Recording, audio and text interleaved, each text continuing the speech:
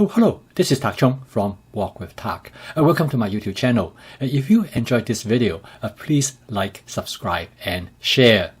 I could not emphasize more the importance of advanced prepping in my cooking. Let me give you a recent example of how it helped me with my cooking. Several nights ago, we were on our way home. We were about 60 minutes away. It was about 6 p.m. In the past, we probably will opt to eat out. However, with advanced prepping, I know what I have in the refrigerator, and I convinced myself it's much easier for me to cook at home. Not only I will eat healthier, but I also eat more tasty food. But more importantly, I know that once I get home, I have everything ready to cook. I will have a dinner on the table in less than 20 minutes. So okay, let's enter the kitchen and see what we could do.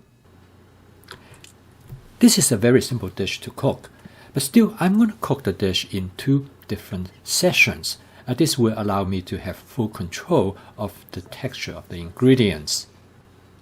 I'm going to cook the vegetable first, and then I set them aside before I cook the meat. The main ingredients of this dish is broccoli, which is the main attraction of the dish. Today, cooking broccoli could not be easier. They come already cut out. I bought this package from Sam's Club, and all the broccoli are already trimmed. So all I need to do is to cut them the size that I want, and I store them in plastic containers. They have excellent shelf life. They usually can store for up to about 10 days. Stir-frying broccoli could not be easier. As you've seen here, I try to use as little oil as possible. The broccoli suck up oil readily. Next, I put about 4 to 6 ounces of portobello mushroom.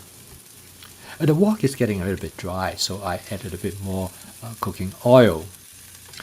Prepping the portobello mushroom is quite easy. After I bring them back from the supermarket, I simply cut them up into thin slices. This portobello mushroom is known as a baby bella, and they have excellent flavor and texture. I particularly like their firm texture. I'm going to take a light approach to cooking this dish. I'm not going to season it at all. In fact, I just want to taste the natural flavor of these vegetables. And next, I'm going to set them aside in a serving plate. The total cook time of this vegetable portion of the dish is only about 5 minutes. I do not steam the vegetable, which I normally do, but in this case, I just feel like to have the firm, crunchy texture of the broccoli. As you can see, I do not cook my dish the same every time because I use template-based cooking. That gives me a lot of room for modifications and adjustment. For example, when I cook this broccoli dish, sometimes I like the texture to be a little bit more tender, but other time, like I'm cooking this dish this time, I like them to be more crunchy. I really enjoy this aspect of home cooking. I particularly like the ability for me to make adjustment each time. After cleaning the wok, I'm going to next cook the chicken. For this dish, I will cook 8 ounces of chicken. I already have the chicken prepped in advance. Every time when I bring the chicken back from the supermarket, I will cut them up immediately. I will then freeze them in Ziploc bags in 8-ounce portions. I would then try to remove as much air as I possibly could, and I would freeze them in a flat configurations. This not only makes storage much easier, but it also have the greatest surface area. So when I thaw them out, they could be thawed out in about 10 minutes. This is a good way to have chicken available anytime I want. If you want to learn more about my approach in prepping chicken, you can take a look at this video. I coated the chicken with a light dusting of cornstarch, and I'm frying the chicken using a method known as shallow frying. This will allow me to use minimum amount of cooking oil. I will fry the chicken one side first, and then I turn them over and to fry the other side. The cornstarch works out great. It gives the chicken a light batter, and it creates a nice crispy coating. Even though it takes some extra time to fry the chicken, it's all worth it. The cornstarch also protects the chicken from the hot oil, and it gives the chicken have a nice, moist and tender texture. I use a pair of tongs to turn the chicken over. The tong works really well for this purpose, much better than the wok spatula. I have a pair of tongs that has long handles, and I use that quite often, and I definitely recommended one with long handles. Even though it takes a little bit of time to fry the chicken this way, I don't mind it at all. This is the significance of advanced prepping. If I have to cut the chicken before I start frying this chicken this way, I probably will find it rather tiring. As you can see, when you combine advanced prepping, template-based cooking, and stir-frying, you really create a system that allows you to cook with efficiency as well as with fun and creativity. So by now I decided the chicken is pretty much ready. So I'm going to switch to use a wok spatula to finish stir-frying the chicken. The final step in cooking the chicken is for me to season the chicken. I'm going to create a light teriyaki-like sauce. I'm going to take an easy way out by starting with 1 tablespoon of oyster sauce, and then I follow by half tablespoon of hoisin sauce. This will provide a light flavor for the chicken. Next, I'm going to add a little bit water to the wok to create a sauce. I decided that I am also going to add a touch of soy sauce as well. This will give the chicken a light flavor. And the sauce will also go over the vegetables and provide a light touch for the vegetables. This dish is lightly seasoned compared to other dishes that I've cooked in the past. I now do a taste test and everything tastes pretty good to me.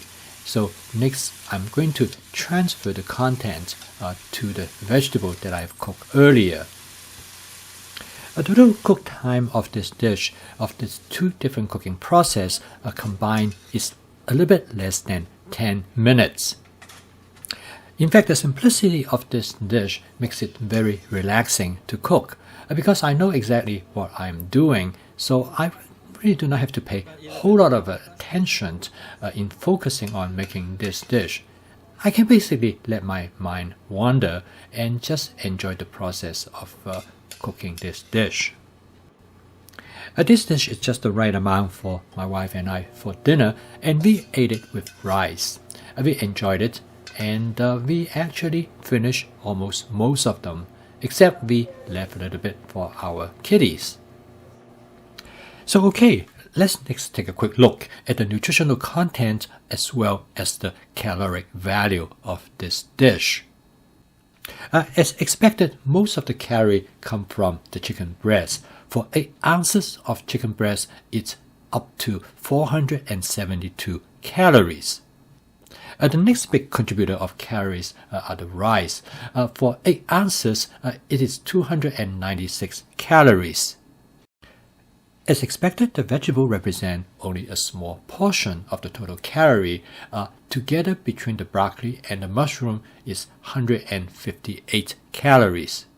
The other major contribution of calorie to this dish is the canola oil and cornstarch, and together they represent 110 calories.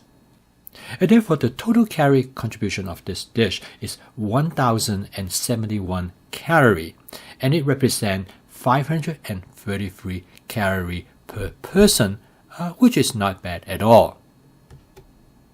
We feel full and satisfied after this meal. I would call this a good maintenance calorie. But the question I have is that if I'm planning to lose weight, where could I cut some calories? The first thing I would do is to reduce the chicken from 8 ounces to 4 ounces. And then I will reduce the rice from 8 ounces to 4 ounces as well. I don't think these two changes will alter the characteristics of this meal. However, it would drop the total calorie of this dish from 1,071 calories to 687 calories. And from an individual standpoint, it will lower the calorie from 535 calorie to 384 calorie, a net saving of 151 calories. When I got home that evening, I just want something simple and easy.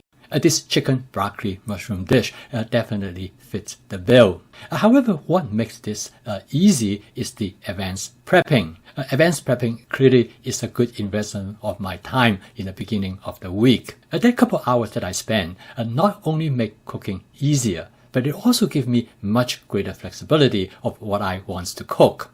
As you can see also with the calorie calculations, if I want to have less calorie, I can make that adjustment. Or if I want to have more, I can do the same.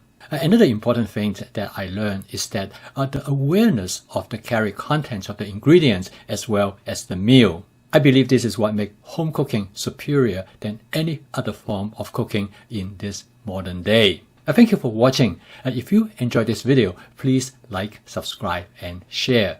I'll see you next time.